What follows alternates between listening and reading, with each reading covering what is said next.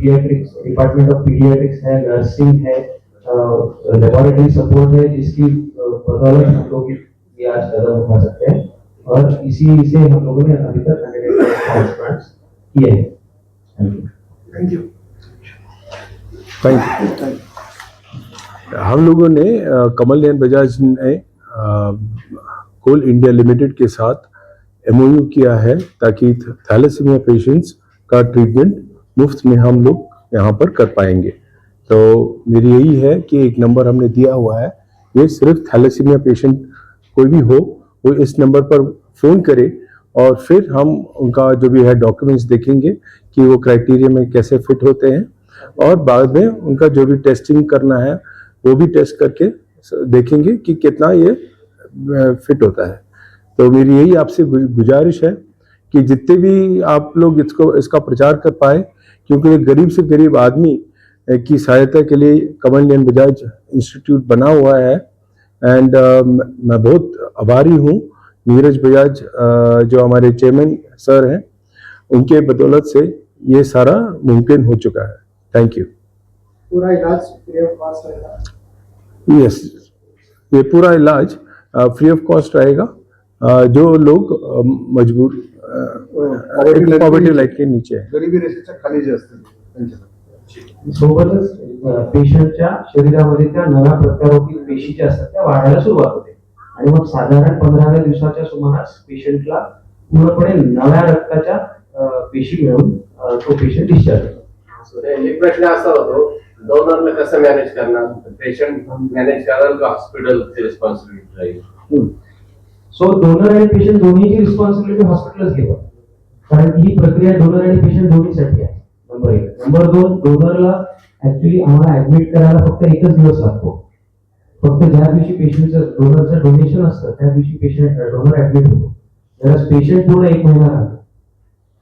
डोनरला एका प्रकारचं इंजेक्शन दिलं जातं जे 5 दिवस चालतं, ज्याच्या मार्फत आपल्याला स्टेम सेल्स रक्तामध्ये उतरवले जातात आणि मग 5व्या दिवशी पेशंट डोनरला ऍडमिट करून त्याच्या मशीनच्या सहाय्याने हिमोनेटिक्स नावाचं जे मशीन आहे त्याच्या सहाय्याने स्टेम सेल्स फिल्टर करून एका बॅग मध्ये कलेक्ट केल्या जातात आणि हे प्रोसिजर जे आहे ते डायरेक्टली ब्लड मधनं होतं आणि 4 ते 5 तासाचं ते प्रोसिजर आहे। ते त्याच्यानंतर डोनरला डिस्चार्ज करण्यात येतो आणि त्याला फॉलोअप वरती ठेवण्यात येतो।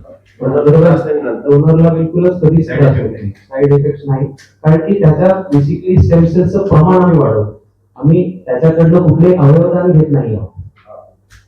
त्याच्या स्टेम सेल्स जसं आपण ब्लड डोनेशन करतो, आपण ब्लड डोनेशन का करू शकतो? कारण वारंवार नवं रक्त तयार होण्यामध्ये आपण सक्षम आहोत आणि त्याचं कारण आहे आपल्याकडे शरीरामध्ये स्टेम सेल्सची वाढ होत असते आणि त्याच्यामध्ये ती वाढ फक्त आम्ही जास्त प्रमाण वाढवतो त्याचं, सो दॅट त्याला त्या स्टेम सेल्स डोनेट करता यावे। डोनरचं ब्लड ग्रुप वगैरे बघतात ह्या पेशंट्स मध्ये सगळ्या पूर्व चाचण्या होतात। फिटनेस, त्याला आपण डोनेशनचा फिटनेस म्हणतो, पेशंट फिटनेस म्हणतो। सो त्याच्यामध्ये ब्लड ग्रुप हा एक इम्पॉर्टंट घटक असतो, पण आता ट्रान्सप्लांटसाठी ब्लड ग्रुप सेम असण्याची गरज नाही। तरी पण ओ पॉझिटिव्हचा इफेक्ट पॉझिटिव्ह राहतो, त्याचं ऍक्च्युअली इफेक्ट येत नाही। त्याचं कारण असं की आम्ही ब्लड ट्रान्सफ्युजन करत नाही आहोत, त्याच्यामध्ये स्टेम सेल्स आपण फक्त कलेक्ट करून फक्त स्टेम सेल्स जिथनं रक्ताचा उगम होतो त्या ज्या रक्तकोशिका आहेत तेवढ्याच फक्त घेतल्या जातात। बोन मॅरो ट्रान्सप्लांट नंतर जर पेशंटचा ब्लड ग्रुप ए पॉझिटिव्ह असेल आणि डोनरचा ओ पॉझिटिव्ह असेल तर बोन मॅरो ट्रान्सप्लांट नंतर डोनरचा म्हणजे पेशंटचा ब्लड ग्रुप सुद्धा ओ पॉझिटिव्ह होऊन जातो। अशी ती प्रक्रिया, म्हणजे पूर्ण रक्त तयार करण्याची जी मशिनरी आहे ती मुळापासून आपण बदलतोय। सर यासाठी डोनर तयार होतात का? डोनरला व्यवस्थित जर काउन्सिलिंग केलं, त्यांचं शंका निरसन केलं तर डोनर सहजपणे पुढे येतात, सहजपणे तयार होतात। त्याच्यासाठीच आम्ही आहोत। आणि फ्री ऑफ कॉस्ट करतात, पैसे वगैरे घेतो नाही, डोनरचं सुद्धा ह्या सगळ्या प्रोसिजरच्या कॉस्ट मध्येच डोनेशन सुद्धा इन्क्लुडेड आहे। ही जी प्रोसिजर आहे बोन मॅरो ट्रान्सप्लांटची त्याच्यामध्ये स्टेम सेल डोनेशन सुद्धा इन्क्लुडेड आहे। Yes, thank you. आज चांगलं बोन मॅरो ट्रान्सप्लांट आमच्या हॉस्पिटलमध्ये एका वेळेस 4 पेशंट्सचा बोन मॅरो ट्रान्सप्लांट एका वेळेस होऊ शकतो। सर थॅलेसेमिया आपण जसं सांगितलं, हे जे रुग्ण आहे ते उच्च जोखीम गटात मोडतात. करेक्ट. याचा सक्सेस रेट किती आफ्टर ऑपरेट? सो खूप चांगला प्रश्न विचारला तुम्ही. पूर्वीच्या काळी ह्याचा सक्सेस रेट 50% जास्त नव्हता, पण आता अत्याधुनिक उपचारांमुळे त्याचा सक्सेस रेट 90% पर्यंत गेलेला आहे. तर तेच अत्याधुनिक उपचार आपण वापरलेले आहेत या केसेसमध्ये. हे प्रकार जे आहे ते रुग्णांमध्ये आढळण्याचं प्रमाण जे आहे ते कसं ओळखायचं आणि हे कशामुळे होऊ शकतं? सो थॅलेसिमियाचे जे घटक असतात ते पेरेंट्स मध्ये असतात. जेव्हा दोन थॅलेसिमिया कॅरियर्स जेव्हा त्यांचं मूल होतं तेव्हा त्यांच्यामध्ये 25% चान्स असतो की येणाऱ्या संततीमध्ये थॅलेसिमिया मेजर हा व्हावा. पण प्री नेटल डायग्नोसिसच्या सहाय्याने आपण हे टाळू शकतो. त्याची प्रक्रिया खूप मोठी आहे, मी आता तुमच्या मार्फत नाही सांगू शकणार, पण ती सुद्धा प्रक्रिया आमच्याकडे उपलब्ध करण्याचा आम्ही पूर्णपणे प्रयत्न चालू आहे. इनहेरिटेड डिसीज आहे, इनहेरिटेड रेअर डिसीज म्हणतात. प्रिकॉशनरी मेजर नाही हे करतात कारण लग्नाच्या आधी एक कपल एकत्र बिलकुल. सो लग्नानंतर सुद्धा कपल स्क्रीनिंग प्रोग्राम जो आहे तो नॅशनल प्रोग्राम थॅलेसिमिया प्रिव्हेन्शन प्रोग्रामचा हा भाग आहे आणि प्रत्येक गायनेकॉलॉजिस्ट, ऑब्स्टेट्रिशियन ह्या विभागातले सगळी लोक थॅलेसिमिया कॅरियरचं स्क्रीनिंग नक्कीच करतात. आणि जेव्हा कॅरियर स्टेटस सापडतो तेव्हा त्याच्या पलीकडे सुद्धा प्रीनेटल डायग्नोसिसची जी प्रक्रिया आहे ती सुद्धा औरंगाबादमध्ये उपलब्ध आहे. So we can easily prevent it. पण फक्त कुठे पडते जनजागृतीमध्ये. बरेच पेशंट्स, बरेच कपल्स नकार देतात त्या तपासणीला. त्यांना त्याच्याबद्दल एक प्रकारची शरम वाटते, ती भीती वाटते, ती जाणं आवश्यक आहे आणि त्याच्याबद्दल जनजागृती देणं आवश्यक आहे. कारण डॉक्टर कम्युनिटी तत्पर आणि जागरूक आहे, पण पेशंट कम्युनिटीला जी भीती आहे ती घालवणं गरजेचं आहे. महाराष्ट्राच्या कोणत्या भागामध्ये महाराष्ट्राच्या ऍक्च्युली हा थॅलेसिमिया बेल्टच आहे. मराठवाडा रिजन हा थॅलेसिमिया बेल्ट आहे आणि विदर्भ हा थॅलेसिमिया बेल्ट आहे. पूर्व विदर्भ. सर, ऑल इंडिया बरोबर कोलॅबोरेशन करणार आहे. आपलं हॉस्पिटल मराठवाड्यात तर पहिलं आहे. हो, पण पहिल्यांदा first in Marathwada to become empanelled by the under thalassaemia Bal Seva योजना. इनफॅक्ट सर्वात मोठा इम्पॉर्टंट. एवढ्या मोठ्या भारत सरकारच्या ह्या कंपनीसोबत ऑल इंडिया ही नवरत्न कंपन्यांपैकी ठरल्या जाते. इतक्या मोठ्या राष्ट्रीय स्तरावरच्या कंपनीसोबत सामंजस्य करार हा या मराठवाडा रिजन मध्ये हा कदाचित पहिला असावा.